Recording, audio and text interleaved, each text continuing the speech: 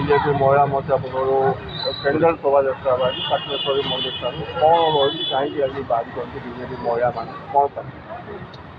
actually बहुत दुखद घटना जो घटी कि सारा भारत समस्ते जाए भारत बाहर भी ये चर्चा विषय है तो आमर जड़े लेडी डॉक्टर कोलकाता निर्मम भाव गणधर्षण कर हत्या करा विरोध में ममता बनर्जी जेन सरकार अच्छे से तृणमूल कांग्रेस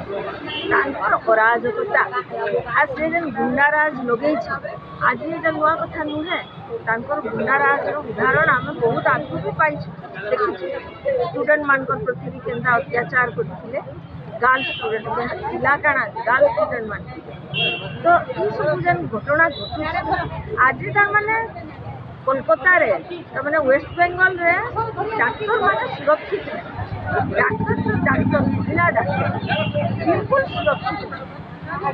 जदि डाक्टर माने सुरक्षित नहीं तो देश मैंने देशवासी सेवा कर लोक जेन बीमार पड़ुछ लोकंर जिते बड़े स्वास्थ्य अवस्था खराब हो डाक्टर तो भगवान को काम अच्छे ना प्रति प्रकार असद व्यवहार करा जाए आदि अराजकता हुए तो सेटा तो बहुत निंदनीय है आम ममता बनर्जी को चेतई देवा जे से केन्ता राज्य में सुशासन स्थापित कर हिसाब से तार माने महिला मानू डाक्तर मानू लेडी डॉक्टर मानू सुरक्षित रखा हूँ दायित्व